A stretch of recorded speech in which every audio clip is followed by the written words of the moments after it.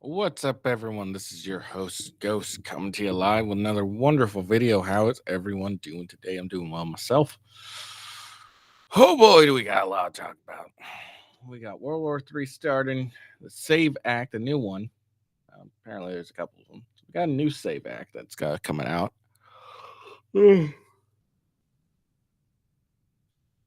Harrison's blasting Trump on abortion, and finally, we have an update with Fani Willis. DOJ has found some inconsistencies with her filing or with her fundraisers. Wait, what was it? Inconsistencies, use of some federal grant money. So we'll read about that. But first, before we get into any of that, we do have an interesting thing going on. Trump's first felony trial, criminal trial, has started. Starting today, they're doing jury selection today. So that'd be interesting. We're not going to watch the trial, mainly because right now it's just jury selection. Two, it's probably going to be extremely boring.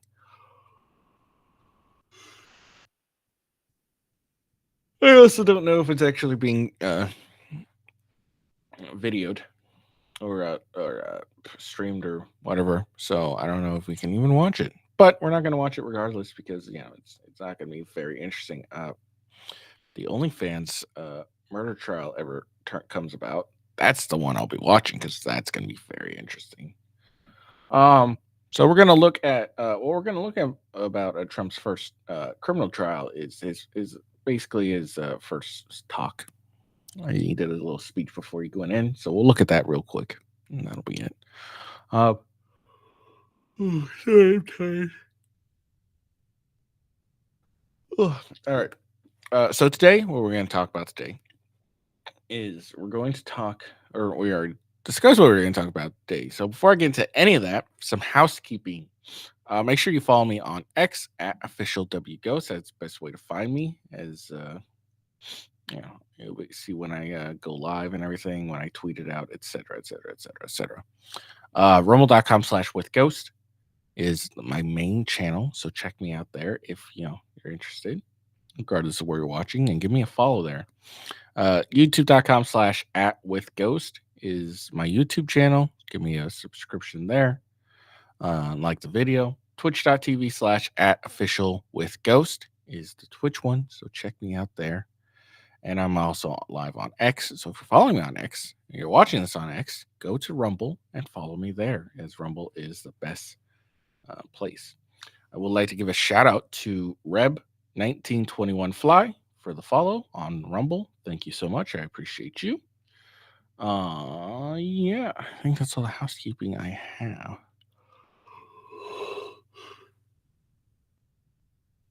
Yeah, that's all I got.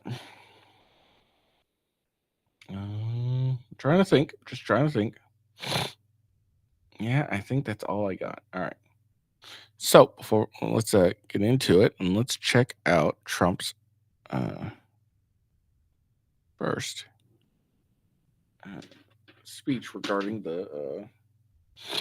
his criminal prosecution.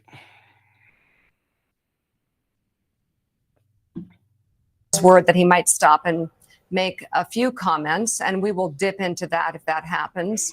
This is history happening right before our eyes. Let's listen. America, nothing like this has ever happened before. There's never been anything like it. Every legal scholar said this case is nonsense. It should never have been brought. It doesn't deserve anything like this. There is no case, and they've said it. People that don't necessarily follow or like Donald Trump said this is an outrage that this case was brought. This is political persecution. This is a persecution like never before. Nobody's ever seen anything like it. And again, it's a case that should have never been brought. It's an assault on America. And that's why I'm very proud to be here. This is an assault on our country. And it's a country that's failing. It's a country that's run by an incompetent man who's very much involved in this case. This is really an attack on a political opponent. That's all it is. So I'm very honored to be here. Thank So there you go. That's what Donald Trump has to say about this. It's fairly true. It's never happened before in the history of the United States, as far as I know. Um, and it's absolutely a political persecution. I mean, hush money, really? That's what we're gonna try and prosecute someone felony for is hush money. Okay, all right, sure, sure, sure. Is it live?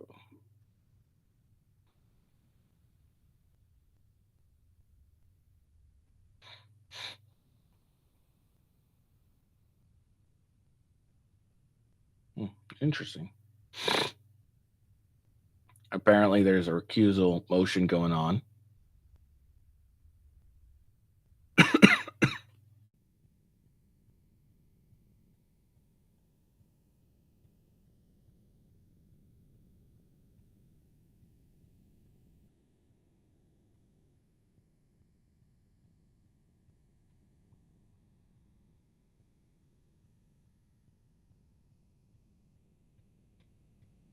Okay, so apparently, Judge Juan Merchant has notes there's two recusal motions pending, one before him and New York Appeals Court. I'm willing to bet Trump loses both of them. Just gonna take a shot in the dark.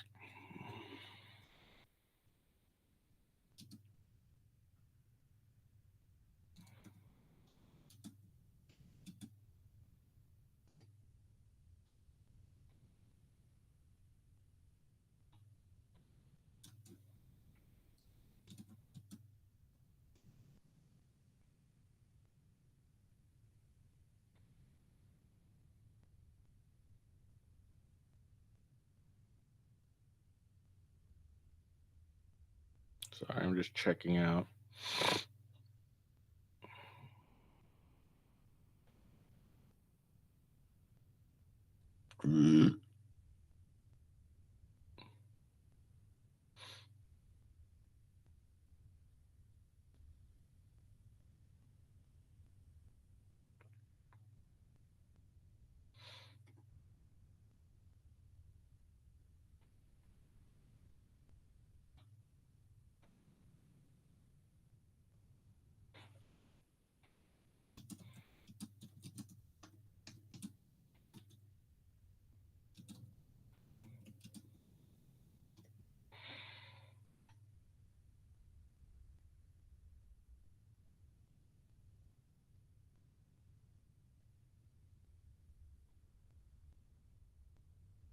Yeah, doesn't look like you're able to watch it live.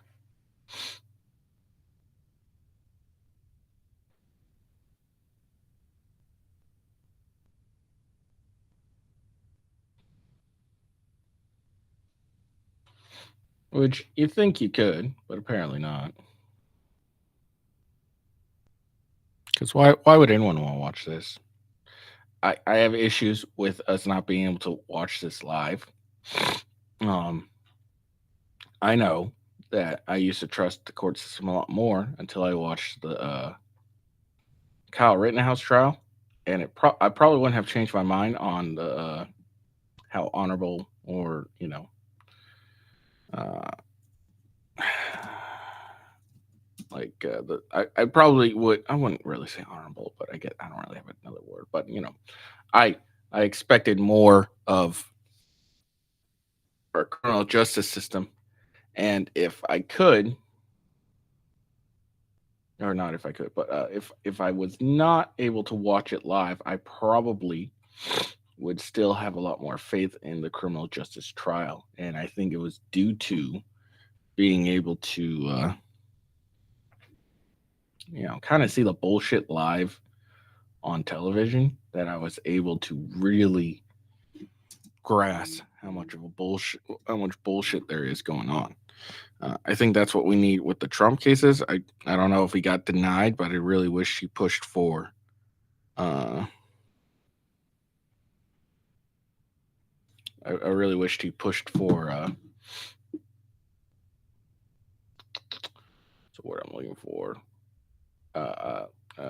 it being like streamed live and stuff, just because come on, it's the smartest thing you can do, in my opinion.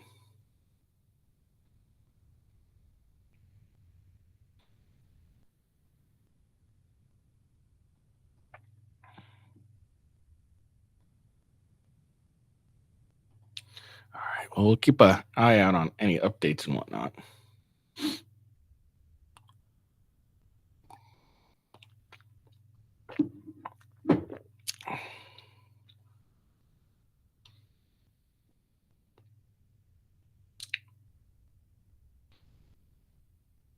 All right, so let's go on to World War III. I hope everyone has went and gotten some toilet paper, because we all know that when shit goes down, toilet paper is the main commodity.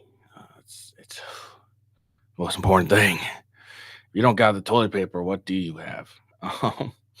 Every time something bad goes down, and people always end up getting their toilet paper. I mean, am I wrong?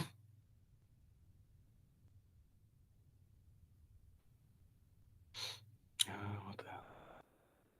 I just was looking for some live updates.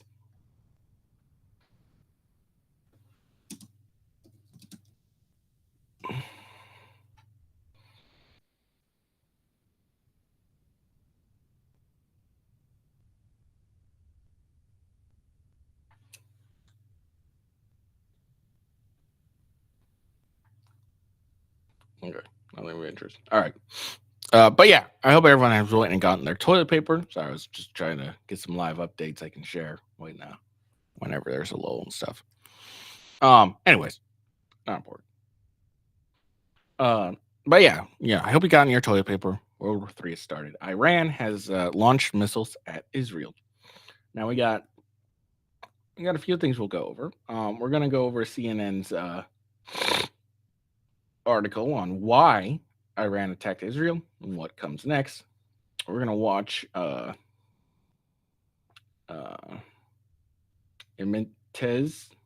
Tiap, I don't know, who was reporting live from Tel Aviv, where the air raid sirens were going off, and you can hear them.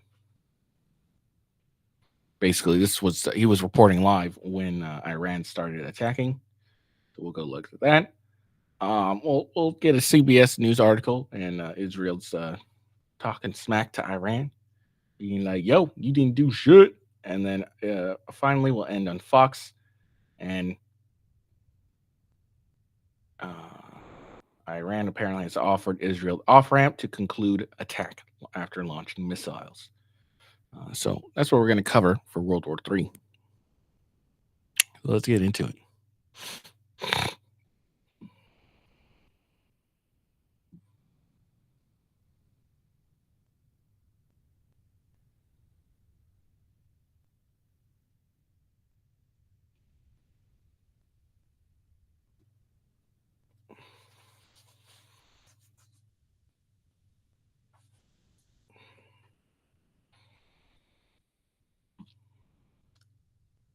All right, so why Iran attacked Israel and what comes next. The wave of drones and missiles that flew towards Israel overnight on Sunday brought with it a new phase of tension, uncertainty, and confrontation in the Middle East. Iran launched an unprecedented attack in response to a suspected Israeli strike on an Iranian consulate in Damascus, Syria, earlier this month. It marked a new chapter in a discord between the two states that predicated for years, and has spiraled since Israel declared war on Hamas last October. Next steps remain up, but Israel is facing pleas from its allies to step back from the brink of open warfare and choose a path of de-escalation. Here's what you need to know. How did Iran attack Israel? More than 300 projectiles, including 170 drones and 120 ballistic missiles, were fired towards Israel in the immense aerial attack overnight. So that's what, 290? So I guess, okay. Approximately 350 rockets were fired from Iran, Iraq, Yemen, and Lebanon's Hezbollah, according to Israeli Defense Force spokesperson Daniel Hagari. However, 99% of the projectiles were intercepted by Israel's aerial defense system. I think this is known as the Iron Dome, and its allies, according to Israeli military, with only a small number reaching Israeli territory. That's what they claim, at least. See, yeah, so it's the Iron Dome. I believe that's what their aerial defense system is called, the Iron Dome. And apparently, the U.S. was involved in taking down some of those rockets and drones. Tehran targeted the Navatim air base, an Iranian army official said on Sunday, alleging this is where Israel's early April strike on the Iranian consulate was launched from. Iranian ballistic missiles that reached Israel fell on the airbase in the south of the country and caused only light structural damage, Hagari said. The base is functioning and continuing to its operations following the attack, and with planes continuing to use the base, Hagari added. A senior U.S. military official told reporters Sunday that the U.S. assessed there's no significant damage within Israel itself. U.S. ships in the eastern Mediterranean Sea destroyed between 4 and 6 Iranian ballistic missiles during the attack, and aircraft in the region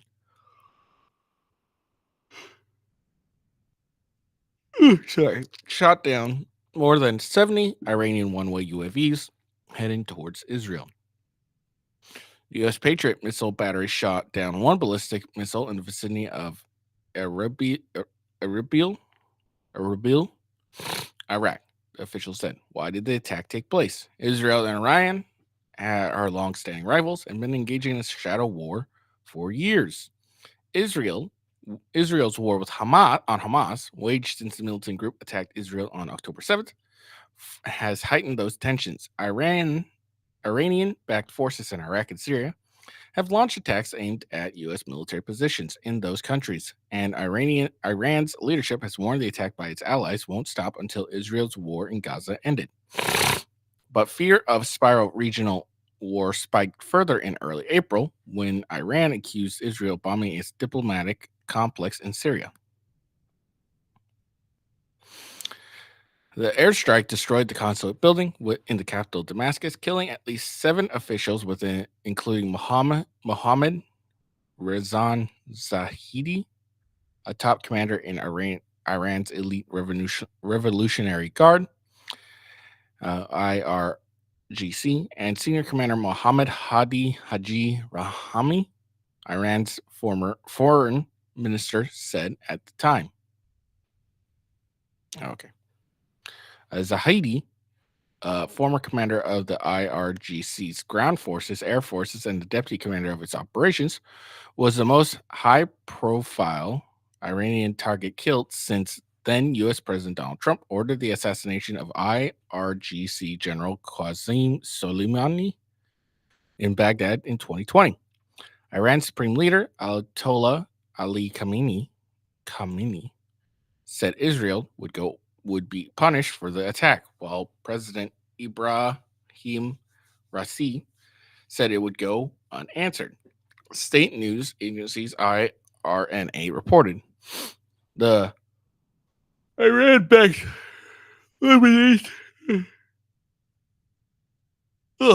militant group Hezbollah said the strikes would be met with punishment and revenge. The region has been on edge ever since, with the U.S. and Israeli warning of intelligence that an Iranian attack was imminent. How has Israel and its allies responded to the Iranian strike? Israel reacted angrily to the unprecedented strikes. Military response. Defense Ministry Yoav Gallant said that the attack had been thwarted. The attack had been thwarted. This attack in a way that is unparalleled, but added we must be prepared for every scenario. In his first comment, Israeli Prime Minister Benjamin Netanyahu said, "We intercepted and we have contained. Together we shall win." But Israeli allies in the West urged the country to work to de-escalate the crisis rather than respond in a way that could tip the situation into open warfare. U.S. President Joe Biden spoke by phone with Israeli Prime Minister Netanyahu. I don't know I'm saying his name correctly. I don't care. And made clear that the U.S. would not participate in any offensive operations against Iran. Yeah, I doubt that. Senior White House administration official told CNN.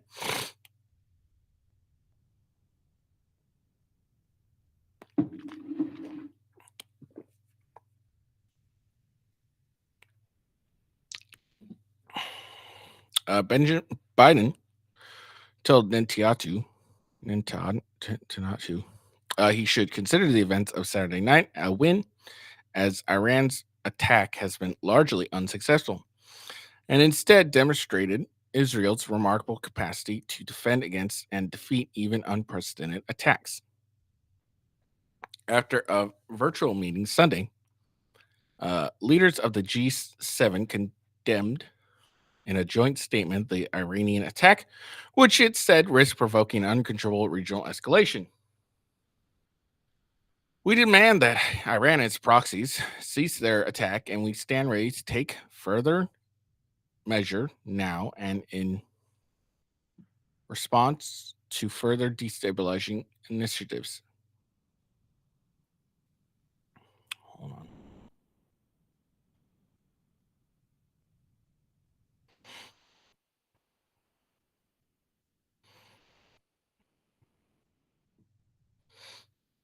What happens next?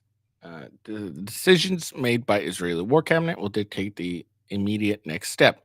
One of the members, Benny Gantz, said Israel will exact a price from Iran in a way and a time that suits us. Israeli government hardliners have called for firm action. Finance Minister Bezalel Smotrich urged a response that resonated throughout the Middle East, and National Security Minister Itamar Ben-Gvir said Israel should go crazy. An hours-long war cabinet meeting on Sunday ended without a decision on how Israel will respond, according to an Israeli official.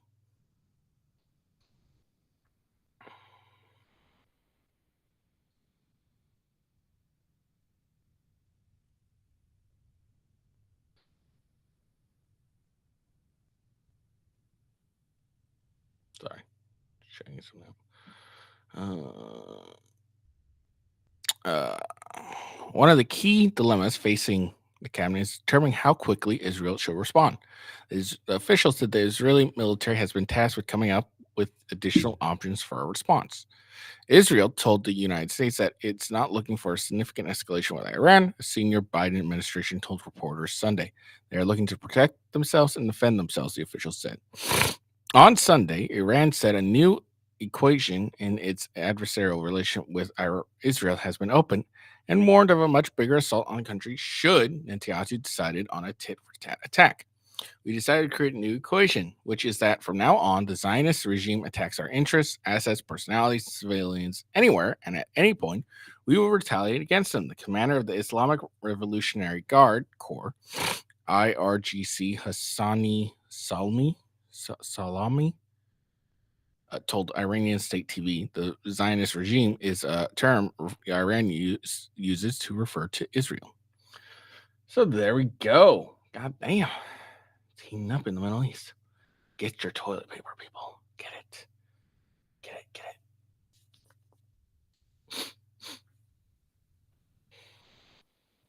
it. All right. So there we go. So that's the background information on all of this. It's interesting. It's very interesting.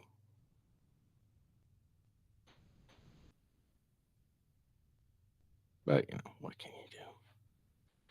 I don't know. We'll see what happens. I don't know. There's a lot that could happen. We could end going into World War III. I doubt it, but couldn't more than likely not. But it's interesting to see what's going on, regardless. All right. So let's watch. Giving his report, and air raid sirens go off while he's doing his report. Let's watch that. I'm sure I'll enjoy seeing the oh shit look. Oops.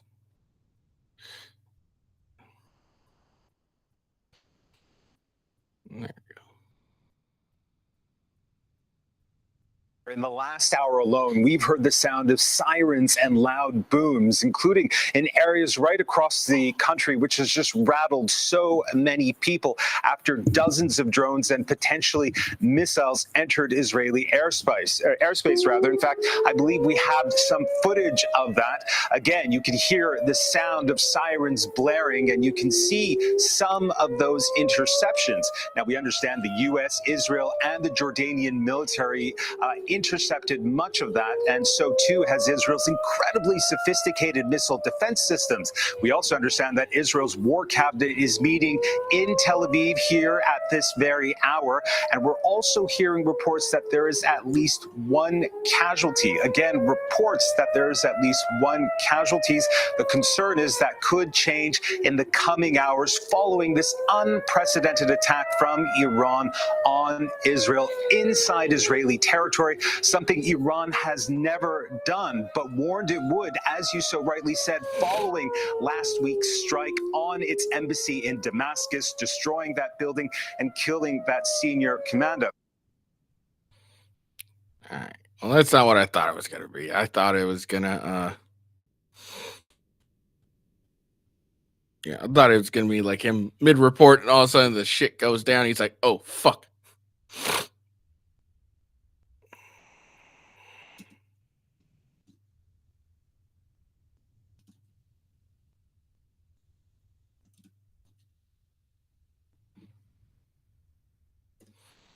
That would have been hilarious. Just to be like, oh shit, air raid, oh fuck. All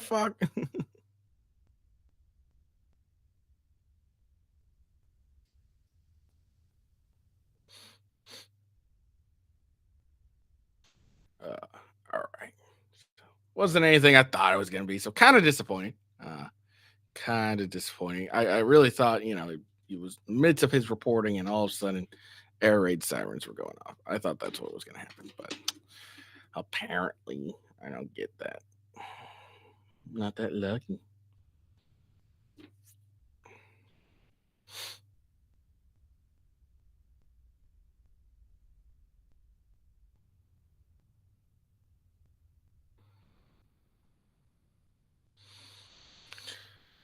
Okay, all right. So Israel says Iran's missiles and drones. We'll look through this. CNN kind of covered this, so if it doesn't do anything real new, then we're just gonna move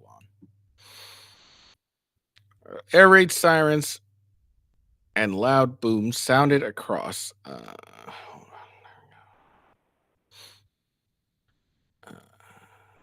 Across Israel Saturday evening after Iran launched a barrage of missiles and drones at the country in a retaliatory attack. But Israeli officials said the assault was almost entirely thwarted by air defense system with the help of U.S. and Israel's other allies.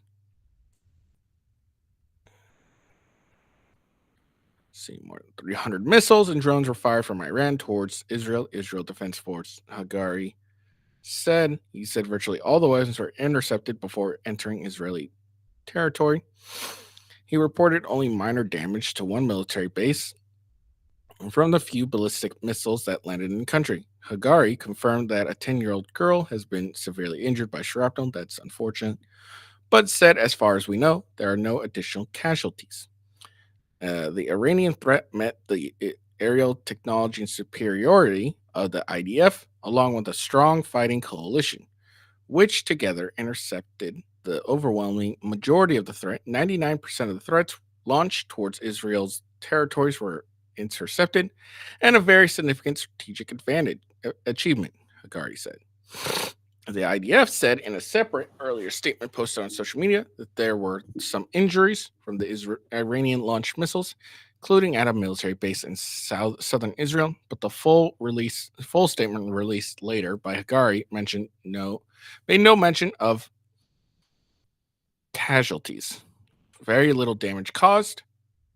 very little damage was caused. Israeli Defense Minister Yvonne Gallant said in a statement earlier Sunday, lauding his own forces and Israeli Americans and other international partners for having thwarted this attack in an oppressive manner. Let's see. So apparently 170 drones were launched. 0 crossed into Israeli territory. He said every one of the 30 cruise missiles fired by Iran would also fail to reach Israeli territory, with 25 being intercepted by Israeli fighter jets. Out of over 120 ballistic missiles, only a few crossed into Israeli territories, with the rest being intercepted. These fell at the Nevatim Air Force Base, causing only minor damage to infrastructure. Then the U.S. shot down 5 ballistic missiles.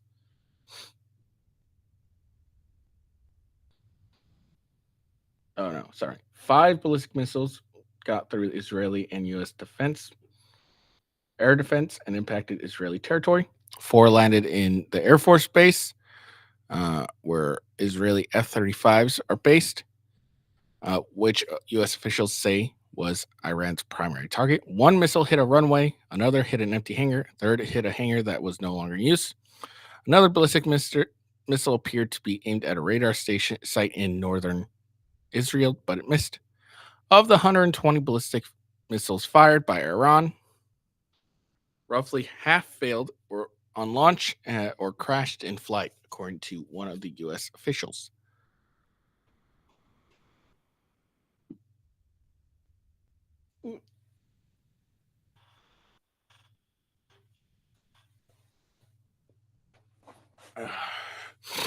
Iranian attack was designed to saturate Israeli and U.S. air defense with drones and cruise missiles, clearing the way for the ballistic missiles. U.S. aircraft operated out of bases in Jordan and Saudi Arabia were waiting for the drones and shot down between 70 to 80 of them, with some aircraft shooting down more than one drone. The U.S. United Nations Security Council held an emergency meeting, convening at Israel's request. Statement released last Saturday night. Biden condemned Iranian assault, the Islamic Republic's first ever direct attack on Israel, and said the U.S. had helped Israel take down nearly all the incoming drones and missiles. U.S. forces in the region intercepted dozens of missiles and UAVs en route to Israel, launched from Iran, Iraq, Syria, and Yemen. Defense Secretary Lloyd Austin said separately. The president disclosed that over the last week, U.S. forces have moved aircraft and ballistic missile defense destroyers into the region in anticipation of the attack. Israel. Interesting. Why did they anticipate an attack? Whatever. Israel closed its airspace at midnight and fully activated its air defense system ahead of the Iranian attack. It took several hours for the drones to reach Israeli airspace. Alerts began to sound across Israel at about 2 a.m. local on Sunday. The IDF said alarms went off in southern Israel by the Dead Sea, in Jerusalem and Shamram area.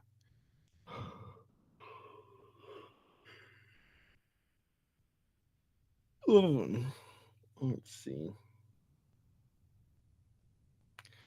Iran's mission to the United Nations said on social media the attack was in response to its strikes in Syria, and it added that matters can be deemed concluded. However, should Israeli regime make another mistake, Iran response will be considered more severe. The mission added that its conflict between Iran and the rogue regime is safe. It is a conflict between Iran and the rogue Israeli regime from which the U.S. must stay away. Our response will be much larger than tonight's military actions if Israeli retaliates against Iran. The Islamic Republic Chief of Staff, Major General Mohammed Bagheri, told Iran State TV. He warned that if the U.S. were to back any Israeli retaliations for the overnight assault, it would lead to targeting U.S. bases in the regime. Yeah, that'd be a bad idea, Mike. Mr. Biden.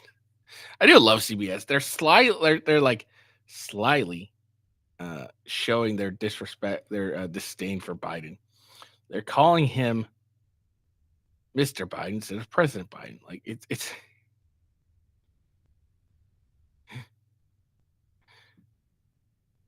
it's kind of clear. They really don't like Biden. Let's see. Mr. Biden returned to the White House on Sunday in anticipation of an imminent attack by Iran. Following a lengthy meeting with the National Security Council, he spoke by phone with Israeli Prime Minister Benjamin Netanyahu Saturday evening. Let's see. Ironclad commitment to the security of Israel. Yeah. A bunch of smoke blowing up their asses.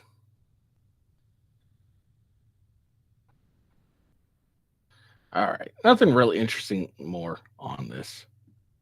Let me look at this.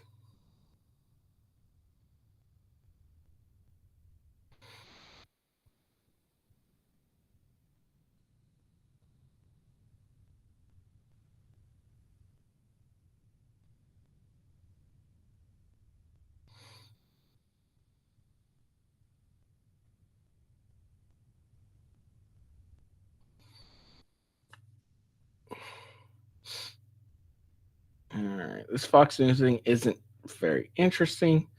It's just more on the Iran telling U.S. to stay away. So nothing too interesting. All right. So got two short clips. One of Speaker Johnson, one of President Trump. So let's look at those both. And then we'll get into what the SAVE Act, the new SAVE Act is. The Chip Roy SAVE Act. The reason I say the new or, really define it is because there's other SAVE Acts with different meanings. So that's why I'm trying to distinguish two. All right, let's see what Speaker Johnson has to say. But among the problems that flows from this open border catastrophe is directly related to this threat to our election integrity. Why is that? You need to understand something really important about federal law. Since 1993, the National Voter Registration Act, we call it the Motor Voter Law, allows people to sign up to vote when they get a driver's license. If an individual only asserts or simply states that they are a citizen, they don't have to prove it. They can register that person to vote in a federal election. And you see, states are currently prohibited, believe it or not, the states are prohibited from asking someone to prove that they're a citizen. The federal voter registration form just has a check-a-box, and if you do that, you're good. The states can't allow it. Well, we think that's a serious problem. And so what we're going to do is the House Republicans are introducing a... Does that not sound insane to you guys? Like, all you need is to go get a driver's license and then check that you're able, yes, I'm a U.S. citizen or whatever, and you're able to vote in our elections. Doesn't that sound insane? Don't you not like that? I don't understand, because I know from what I see, it's mainly a voter ID law, basically, act or whatever. And there's always that, voter ID is racist, blah, blah, blah, blah. But like, don't you all have a problem, okay, with it? Don't you hey, I really don't like this. I don't like the fact that there are people that can come in and vote in our elections, or even not even like they do, but there's a potential that they can vote in our elections, and there's not fuck all we can do about it. Like, does this not bother anyone else? Does it irritate anyone else? Bill that will require proof of citizenship to vote. It seems like common sense. I'm sure all of us would agree. We only want U.S. citizens to vote in U.S. elections. But there are some Democrats who don't want to do that. We believe that one of their designs, one of the reasons for this open border, which everybody asks all around the country, why would they do this? Why would they allow all this chaos? Why the violence? Because they want to turn these people into voters. Right now, the administration is encouraging illegals to go to their local welfare office to sign up for benefits. Well, guess what? When you go to a welfare office, they also ask you if you would like to register to vote. And so many people, we think, are going to do that. And you know what? The numbers are so high. There's so many millions of illegals in the country that if only 1 out of 100 voted, they would cast potentially hundreds of thousands of votes in the election. That could turn an election. This could be a tight election in our congressional races around the country. It could, if there are enough votes, affect the presidential election. And so that's why House Republicans are going to act. I'm going to announce to you today, here standing alongside President Trump, that we will do everything within our power to ensure that we do have free and fair elections in this country. If we don't have that in a constitutional republic, we have nothing. It's the basis of who we are as a nation, and we owe that to the American people. All right, there you go. So let's see what Trump has to say, and then we'll go into what the SAVE Act actually has. Do you support Margaret Taylor Greene's motion to vacate, or do you stand behind Peter Johnson? We're getting along very well with the speaker, and I get along very well with Marjorie. We have a speaker. I put it in, and it was a complicated process, and I think it's not an easy situation for any speaker.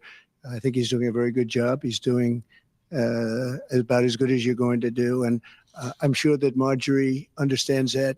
She's a very good friend of mine, and I know she has a lot of respect for the speaker. Do you support Margaret Taylor Greene's motion to vacate, or do you stand behind Peter Johnson? Okay, I don't really know what. Whatever.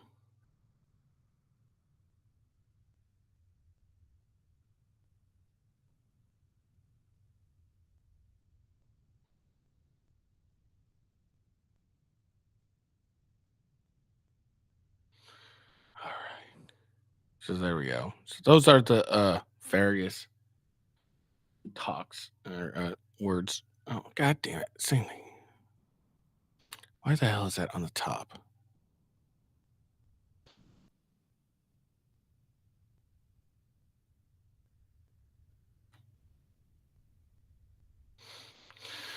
All right. So this is SAVE Act, section by section.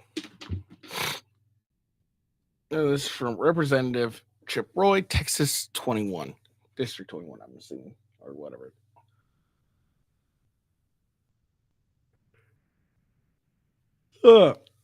Section 1, short title. This act must be cited as the Safeguard American Voter Eligibility Act or the SAVE Act. Section 2, ensure only citizens are registered to vote in elections for federal office. Amend the National Voter Registration Act to require states to obtain documentary proof of citizenship to register an individual to vote in an election for federal office.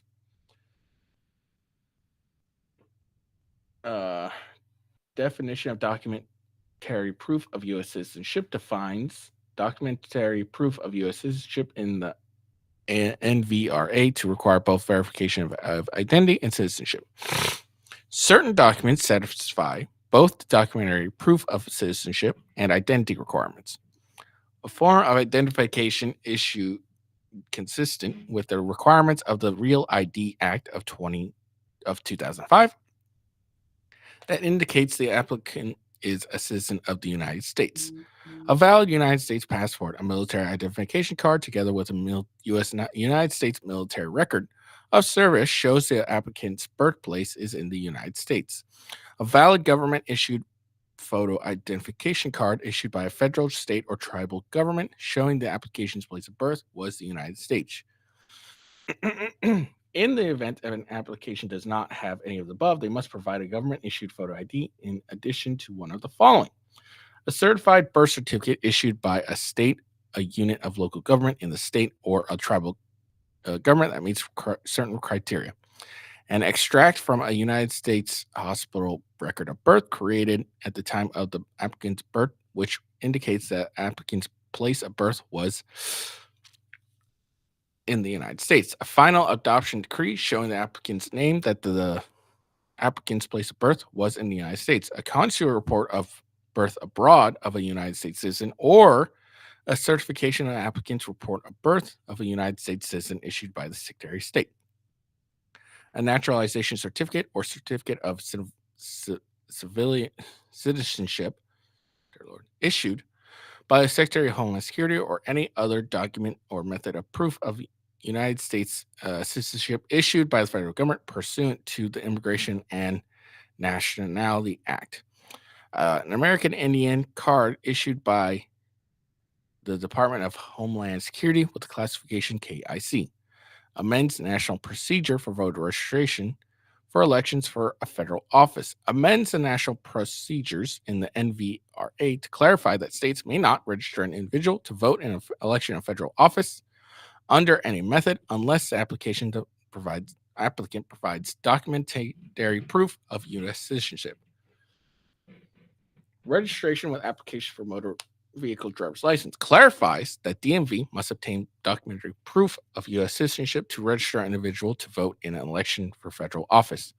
Clarifies on the DMV form that if an individual does register to vote, the form can be used as evidence in criminal proceedings or immigration proceedings if an individual knowingly registers to vote but is ineligible to do so. Requiring documentary proof of United States citizenship with National Mail Voter Registration Form. Requires an individual that elect to register to vote in an election for federal office by mail to produce documentary proof of citizenship in person for their registration to take effect. If an individual is registered to vote by mail, the individual will not be considered as having registered to vote until they present documentary proof of citizenship to the proper state officials in person by the date prescribed by the state. Applicants will be notified of this requirement. If a state allows election day registration, an applicant registration to vote must present documentary proof of citizenship at the time. Requires states to make reasonable accommodation for an individual with disabilities that registered to vote by mail to satisfy documentary proof of citizenship requirements. Requires states to take the steps necessary to inform residents of the documentary proof of citizenship requirement. Requirements for voter registration agencies. Clarifies that the documentary proof of citizenship requirements applies to applicants that register to vote in an election for federal office at federal registration agencies like Welfare Office.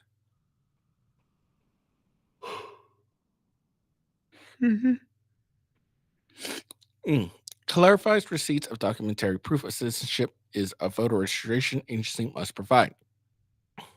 Requires agency officials to inquire about citizenship status before providing voter registration form to an applicant. Requires, with respect to administration of voter registration, updates state requirements for federal election voter registration to include obtaining documentary proof of citizenship.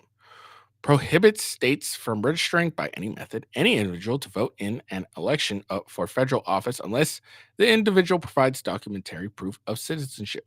Directs states to establish a procedure to register United States citizens to vote in federal elections that do not have the documentary proof of citizenship necessary to register to vote under this act due to religious reasons or otherwise. In such cases, the applicant would be required to provide additional evidence supporting their citizenship status and sign an attestation that they are a United States citizen under penalty of perjury. Further, the election officials with the determination in this process would be required to sign an affidavit developed by the Election Assistance Commission's EAC that the applicant has satisfied the minimum standards set by the EAC to confirm they are a United States citizen despite not having the documentary proof required by this act. Directs states to establish a process subject to EAC guidelines for individuals to register to vote if they have discrepancies in their proof of citizenship documents, i.e., if a name on the individual's ID and birth certificate do not match due to a name change. Requires states to take an ongoing steps to ensure that only United States citizens are registered to vote on their existing voter rolls by creating a program to do so within 30 days of enactment.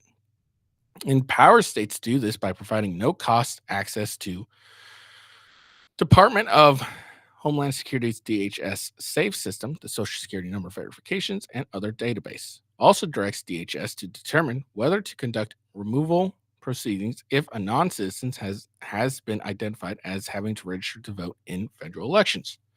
Directs states to remove any non-citizen identified as having registered to vote for federal office from their voter rolls. Clarifications of authorities of states to remove non-citizens from official list eligible voters. Amid the NVRA, to clarify, states have the authority to remove non-citizens from their voter rolls by amending the statutes governing the practice. How much longer is this? So, I mean, so far, none of this seems really unreasonable. Am I crazy? Am I the only one who doesn't think this is any unreasonable? I'm sure there's going to be a lot of touts of racism and shit, but none of this really seems that unreasonable to me. Let's see. Contents of federal mail voter registration form. Make updates to the federal mail voter registration form to reflect the amendments made by this bill. Requires that the federal form to include an explanation of the documentary proof of citizenship requirements to register to vote in federal elections. Update the form to include a section by the state or local officials to record the type of documentary proof of citizenship provided by the individuals registered to vote. Clarifies on the form that if an individual does register to vote, the form can be used as evidence in a criminal proceedings or immigration proceedings if an individual knowingly registers to vote but is ineligible to do so. Private right of action. Amend the existing private right of action in the NVR to clarify a citizen can bring a civil suit against a U.S. An election official that registers an applicant to vote in a federal election who fails to provide documentary proof of citizenship. Criminal penalties. Amend the criminal penalty sections of the NVRA to include registrating an applicant vote in a federal election for federal office who fails to provide documentary proof, and individuals found guilty are fined in accordance with Title 18 or imprisoned not more than 5 years or both.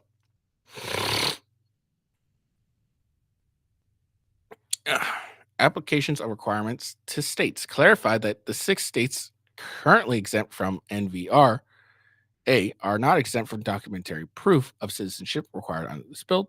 It does not subject those states to the other provisions of the NVRA.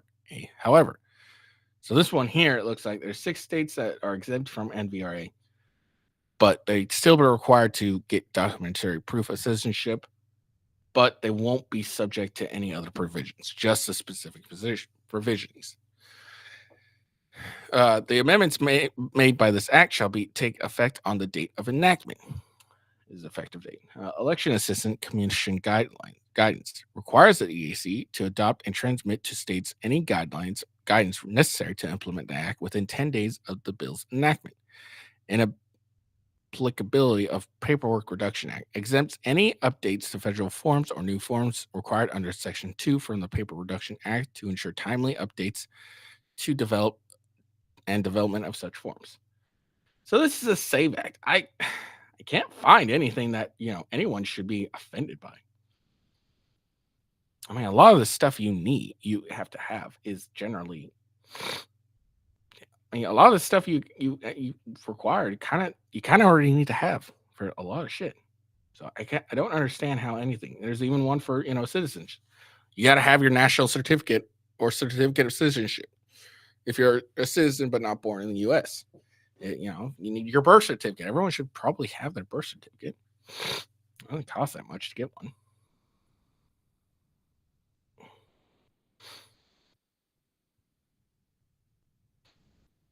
And then for mail-in vote, I mean, they cover mail-in voting. Still need to go. You need to go in person to a state official and provide proof of citizenship.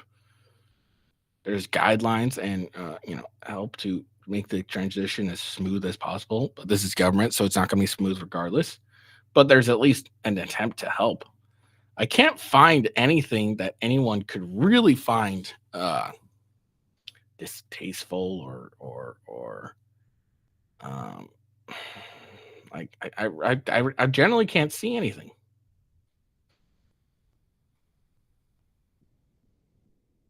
It's interesting.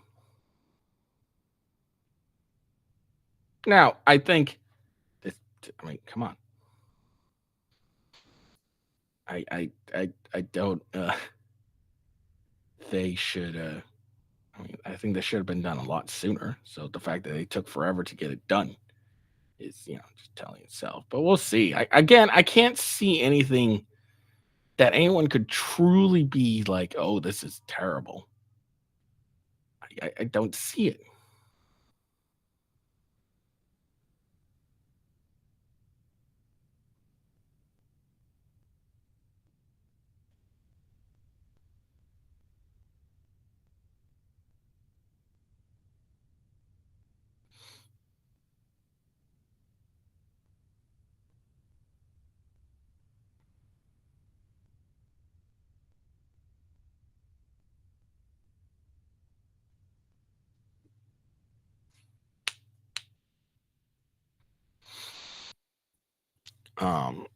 Yeah, I mean, all everything I read seemed fairly reasonable. I'm sure there's going to be outrage. I wonder if there's any outrage in this. Hold on.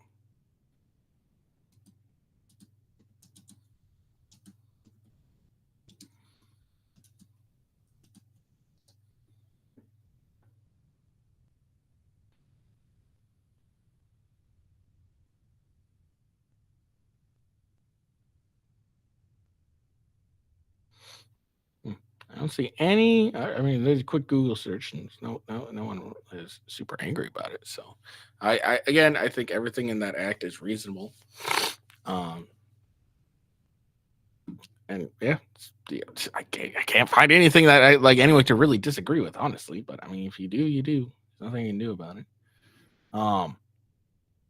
Just a quick update on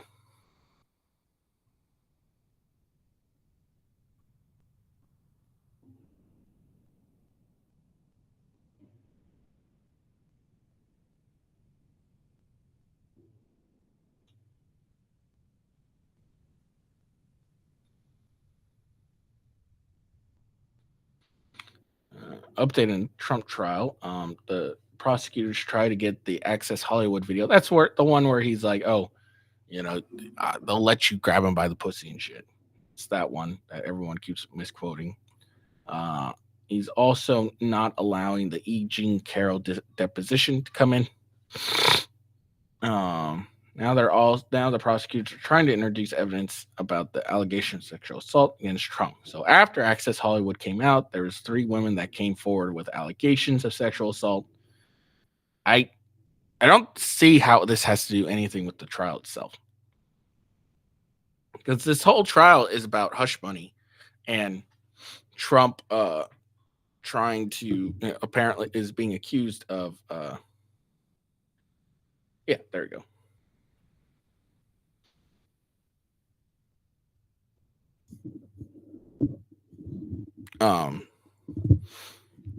Yeah, I don't see how any of like the allegations itself have to do with the trial. The trial is, did Trump use campaign? What was it? Yeah, so Trump's charged 34 felony counts for falsifying business records for his alleged role in hush money schemes to silence his alleged mistress. And yeah, so that's the case. And the judge so far has seemed fairly reasonable. He's denied the allegations of evidence, denies the requests to include evidence about allegations of sexual assault. So he seems to be fairly reasonable. Let's see.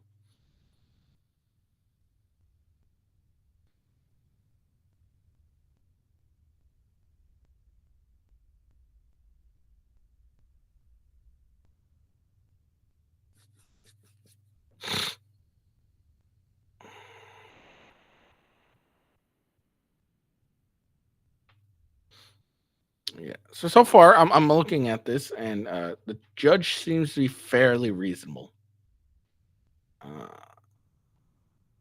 Because again, like he denied the Access Hollywood video, he's denied the including evidence about allegations of sexual assault, and he said he will not allow Trump to be prejudiced by a rumor.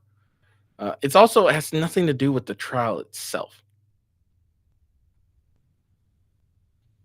He is allowing tapes where Trump denies the allegations at rallies to be admitted.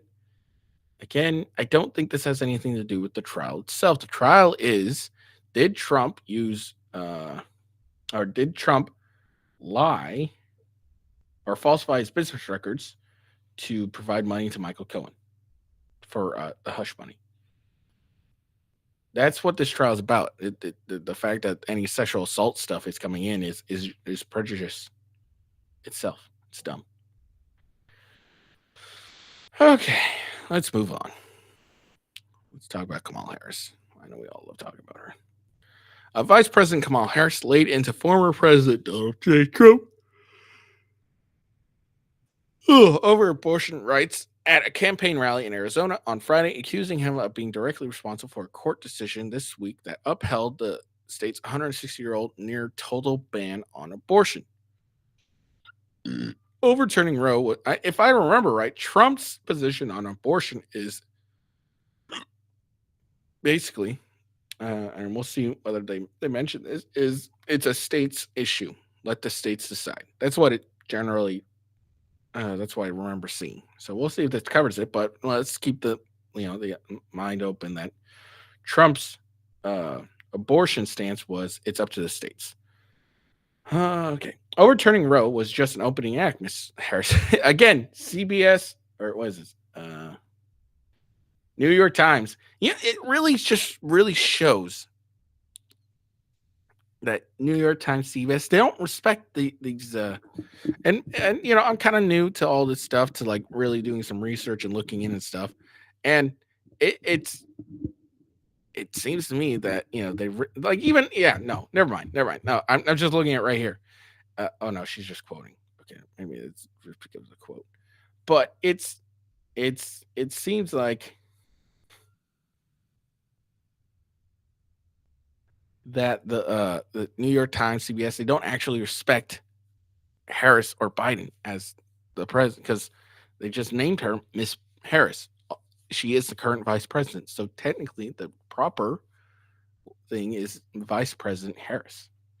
So it's interesting. It's just interesting. I keep noticing that in a lot of articles that it's always Miss or Mr. Biden or Harris. Maybe that's fairly common. I don't think so, but we'll see.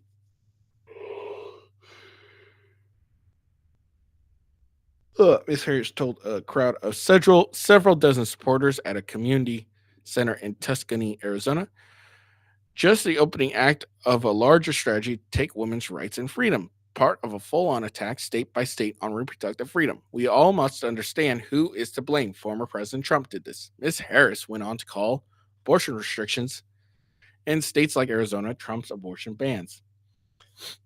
This week, the Arizona Supreme Court ruled that an 1864 law banning almost all abortions without exceptions for rape or incest should be enforced, although not right away. Doctors could face prosecutions under law, which dates to a time before Arizona became its state. The court's decision came a day after Trump said that abortion should be left to states, underscoring the unfavorable political terrain for Republicans on the issues. As president, Mr. Trump appointed 3 of the Supreme Court justices who voted to overturn Roe v. Wade in 2022, which has led to a proliferation of abortion bans across red states.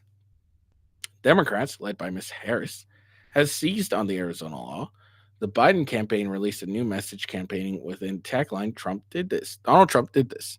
Abortion rights groups in Arizona have set up rallies around the states, which has a race for an open Senate seat this year and could determine control of the chamber.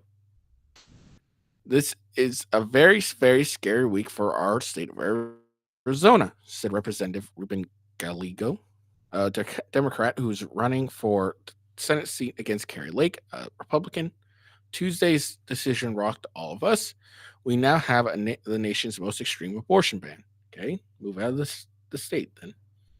Democratic candidates nationwide are focused on abortion in their races, buoyed by the knowledge that the issue has propelled their party to a series of unexpected victories over the last 2 years. Abortion is one of the few issues on which President Biden polls better than Mr. Trump. Well, hey, they call him President Biden. Mr. Trump says he does not support the Arizona law, as well as other extreme restrictions, such as a 6-week ban in Florida. He has argued that supporting those bans is hurting Republicans at the ballot box, but his allies have made plans to use the federal government to limit abortions should they win the White House. In Tuscany, Ms. Harris refers to those plans, which the New York Times has reported would rely on enforcing the Cornstalk Act. Here's what a second Trump term looks like, Miss Harris said. More bans, more suffering, less freedom. Why don't you just keep your legs closed, ladies? Just like he did in Arizona, he basically wants to take America back to the 1800s.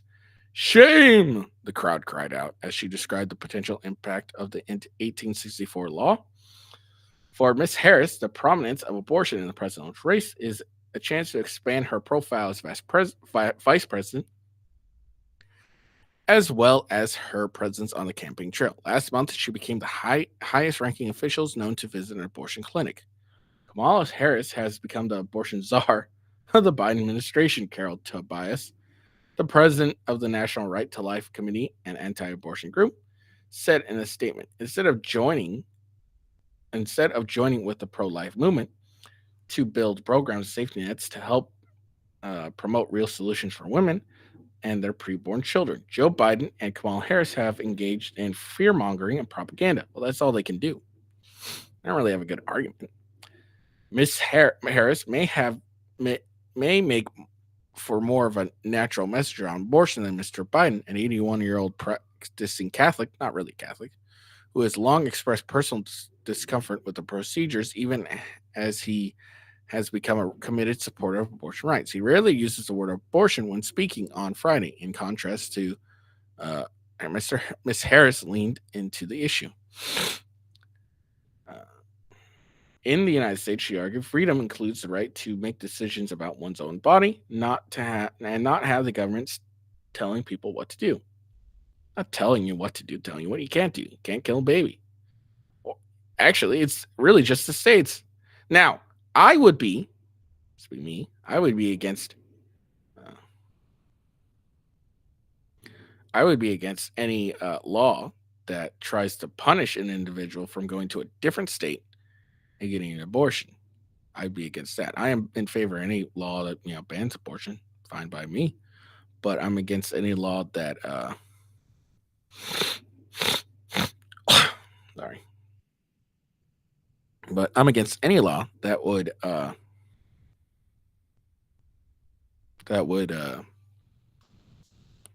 I said, I'm against any law that would punish any individual that went across a state line to procure an abortion. If you're in a different jurisdiction of a state, you can do what that state says. So, for example, if you're in Texas and they have a total, or if you're in Arizona, you have a total ban on abortion, should be more than welcome to move to drive to a different state, neighboring state, California, whatever, get an abortion, come back, and not face any prosecution. So if there's any law out there that does that, totally against. I think a lot of states and most states have abortion laws that allow for exceptions of like the death of the mother or death of the child already. I think most states have those laws, and that should be a law that definitely should go forth with abortion. You can get an abortion if you're at risk of death by the mother, or if the pregnancy could result in death of the mother or the death of the child as is.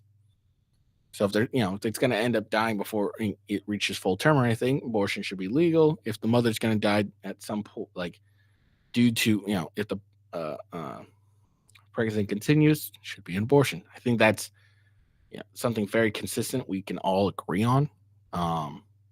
And let's be honest, those are very rare exceptions. So it doesn't do anything except doesn't really affect anything.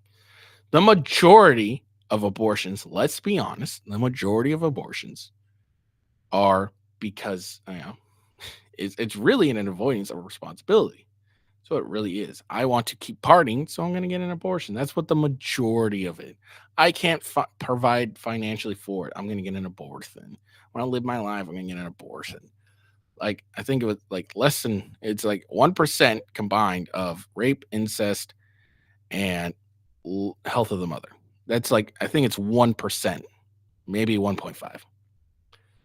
I'll be even generous. I'll put 2%. It's about 2%, and I'm being generous of life of the mother, um, and rape incest. I'm being generous there too. So I'd be down with just that 1% of life and death of the mother, death of the baby already. Like if we keep those and eliminate it all, hey, I don't think there's be a huge issue. Um, Hell, I mean, if we even do rape and incest, we allow those and then eliminate it all. Don't think it's a big deal either. I think there would be a lot of requirements when it comes to rape and incest. There'd be a lot of requirements. First off, an actual proof. But I don't want to get into that. But I would say that definitely life and death of the mother. If we can just agree on that, I don't think there's any issues from there.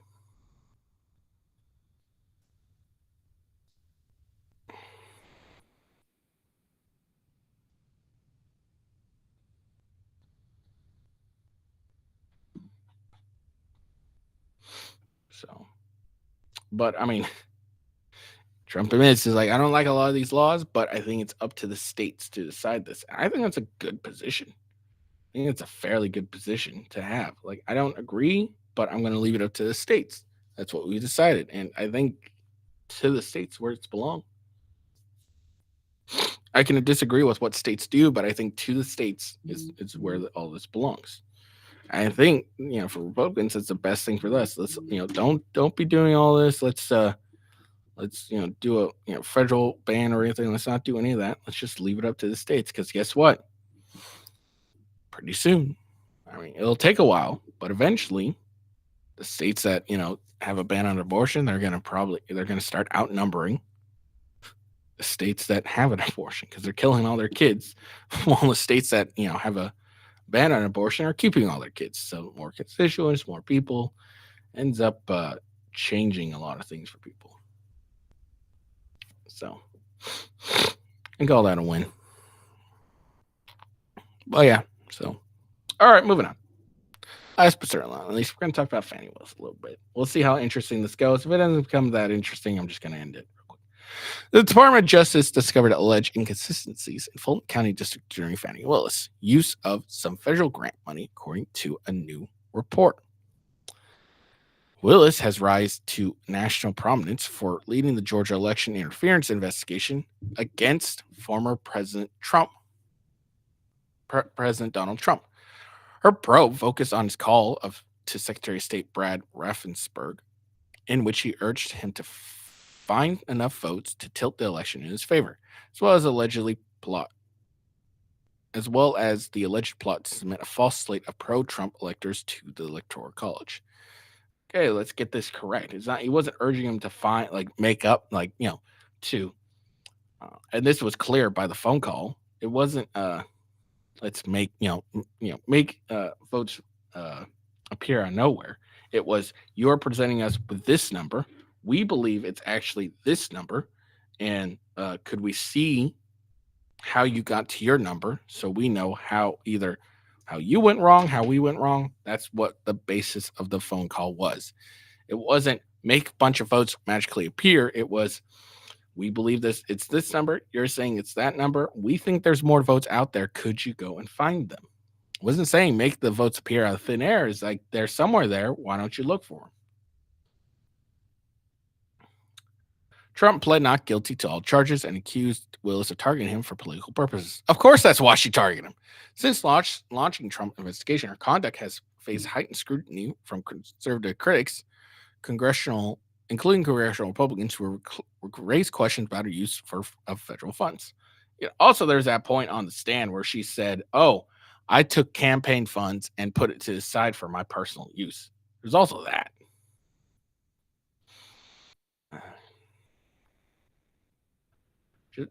Justice Department confirmed in a statement first reported by the Washington Free Beacon that some inconsistencies have been found in her use of these funds. During our review of the awards to respond to respond to this inquiry, we've noticed some inconsistencies in what Fulton County has reported to the federal sub-award reporting system, and we are working with them to update the reporting accordingly. Justice Department spokesperson told the conservative publication. Specific details about the inconsistency were found. What the specific grant was intended for, or what the funds may have been used for, remain unconfirmed.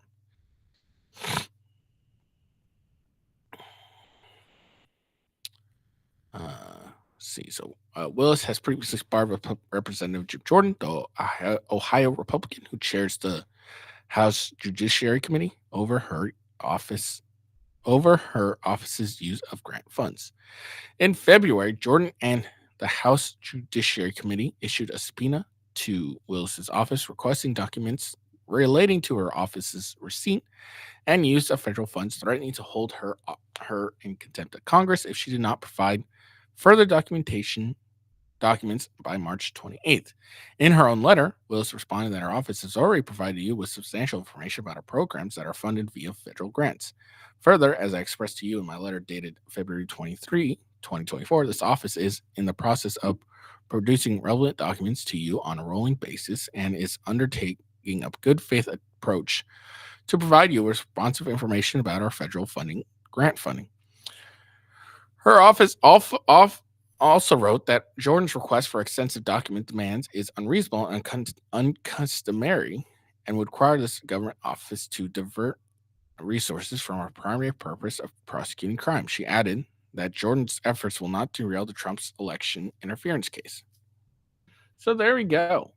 There's some inconsistencies. It doesn't surprise me there's some inconsistencies, considering the fact she said during trial, in the middle of her hearing, that she takes campaign funds and put it to the side for her own personal use. Like, come on. Like, I love how everyone breezed over this, really. It was completely and utterly breezed. Everyone's like, oh, this is so terrible. Oh, this is so terrible. Oh, this is so terrible. It's hilarious. Oh, man.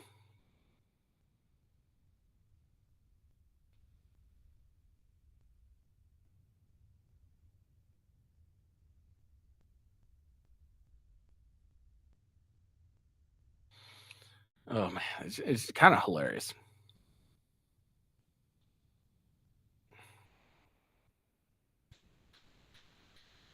Oh, man.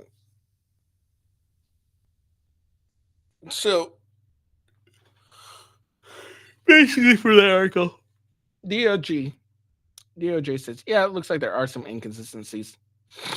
We're working on them for them to show, to fix it. So basically, look at what it is. And that's all it's really seen. It's kind of hoping for a bigger bombshell, but it wasn't. Not a big deal. There we go. So that's the end of it.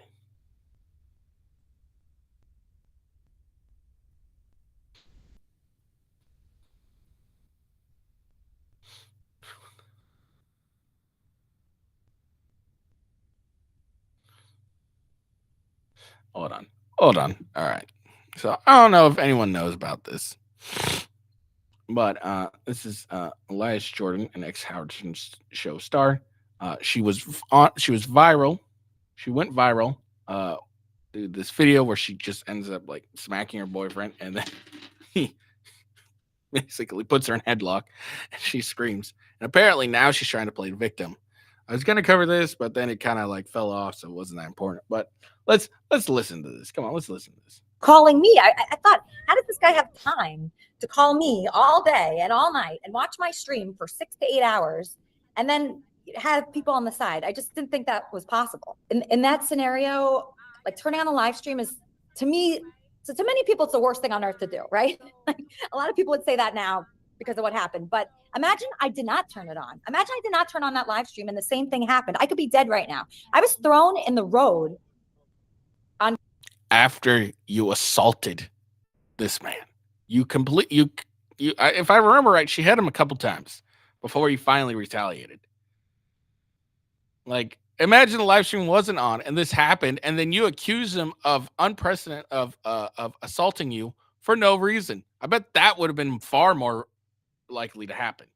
I was thrown like out of my car onto the road and strangled. And my hair, I don't even have any hair. I want to show you this. This is my hair. My hair, if you watch that video, my hair is being like, I don't know if you noticed it, but like back and forth, like I had to, this is my hair. Like I had to cut my hair off because, you know, but the thing is. You had to cut your hair off for what? Why did you need to cut your hair off? What is this? What are you talking about, lady? Is I could have been alone in that, and it could have ended up much worse. When I slapped him, I didn't want to kill him. Obviously, I just wanted to slap. I just wanted to slap. Just imagine if that dude was saying that. I didn't want to kill her. I just wanted to slap her. I wasn't looking to kill her. I was just looking to slap her. Like, what kind of bullshit is this? That's all I wanted to do.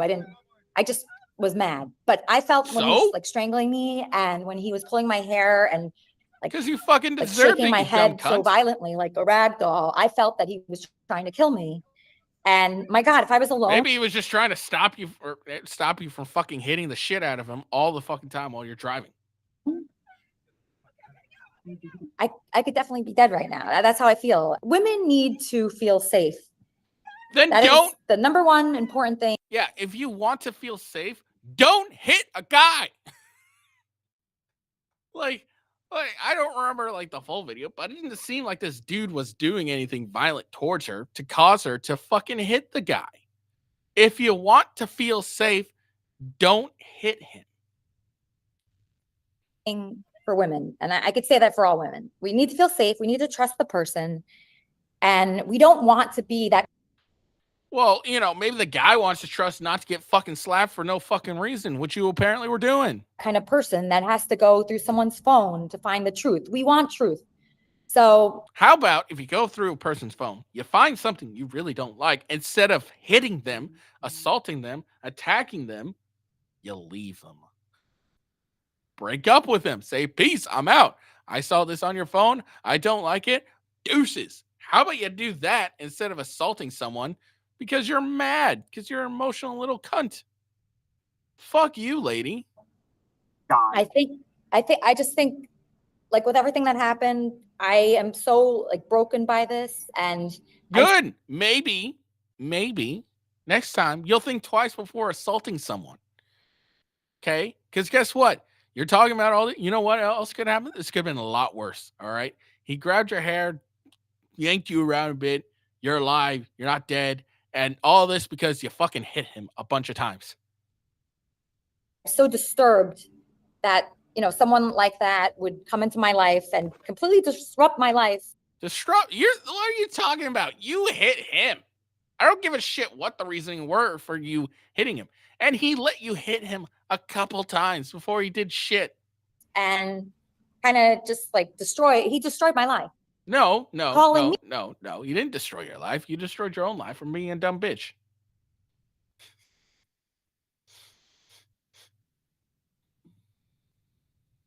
Like, what is this? What is this?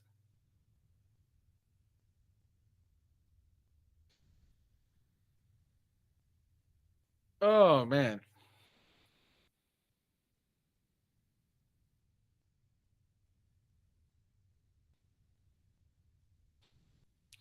Oh, man, that's sorry. That drives me nuts. Like, you can't be bitching and moaning after you slap a dude and be wondering, oh, I don't know what's going on. Oh, dumb bitch. You fucking dumb cunt. Oh, I'm sorry. That just irritated the ever-living shit out of me. How dare you?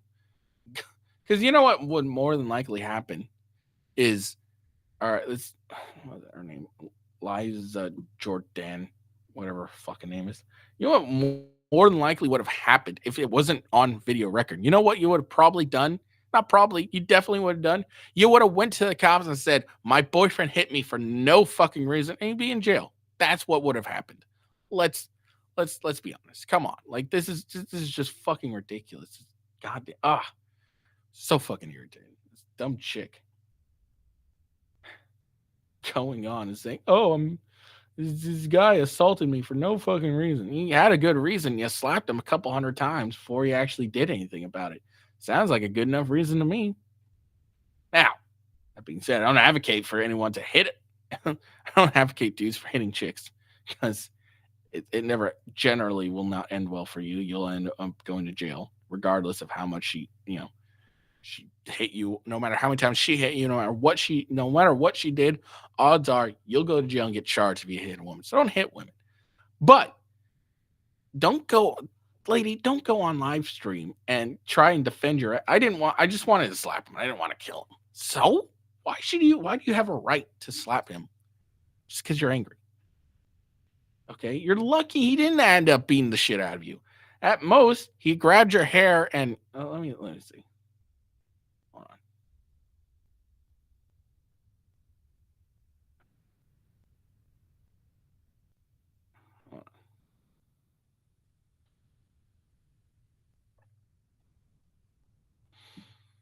I'm gonna turn off the sound. I'm just gonna watch. Come on, you fucker.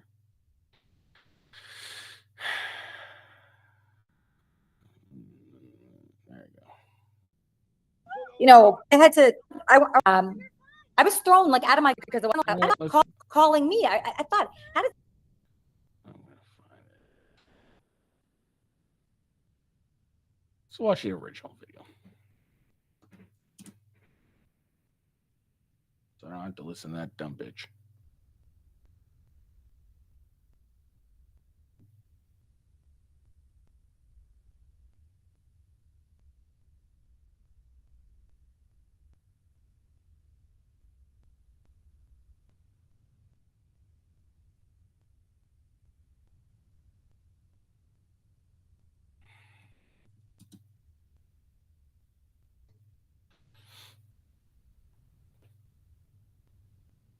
There we go. Sweet. Wonderful. We're gonna watch the original video because I've gotten this bitch pissed me off. That's why. I'm an emotional man right now. This chick pissed me off. So let's watch this original video.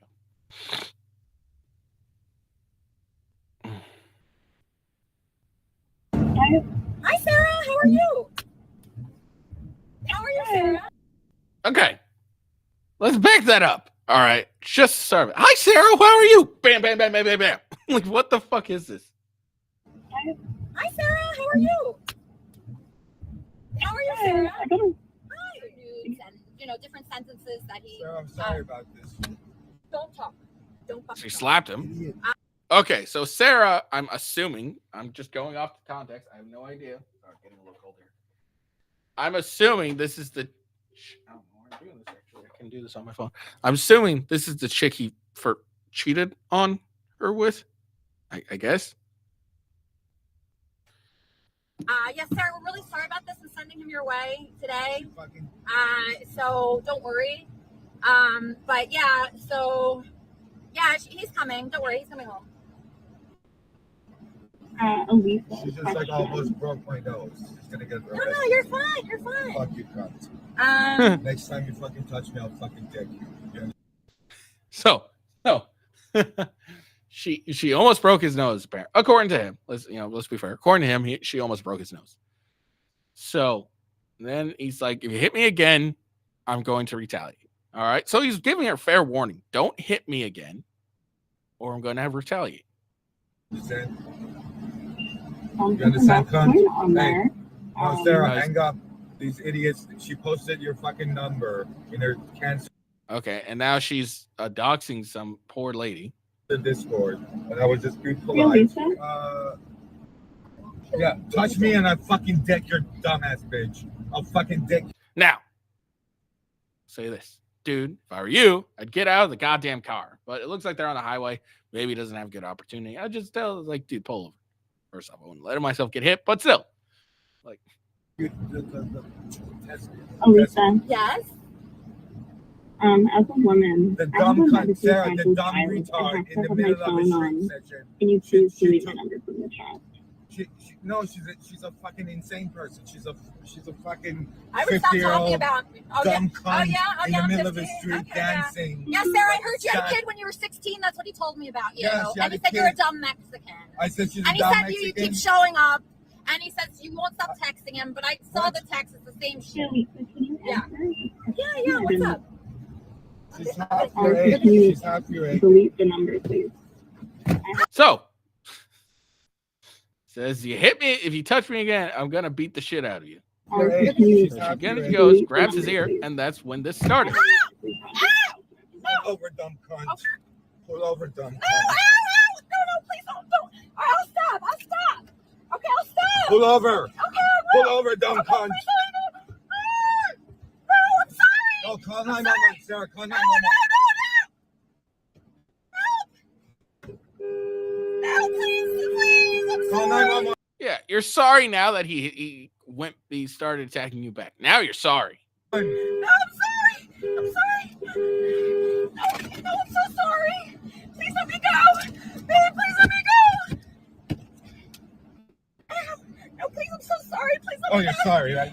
Get the fuck Okay, out I'm of getting here. out. He's killing me. He's come on, he's grabbing your hair. He's not killing you.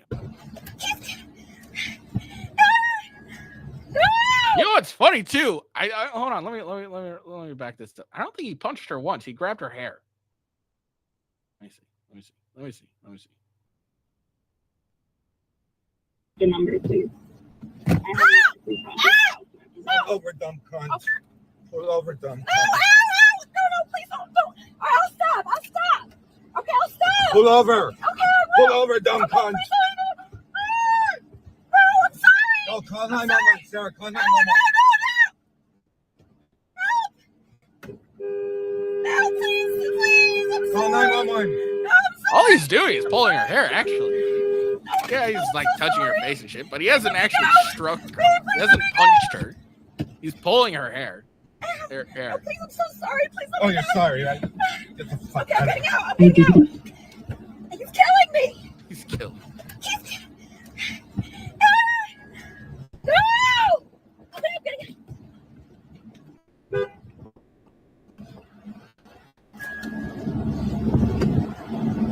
And then she claims she was dragged. She wasn't dragged, she was pushed out.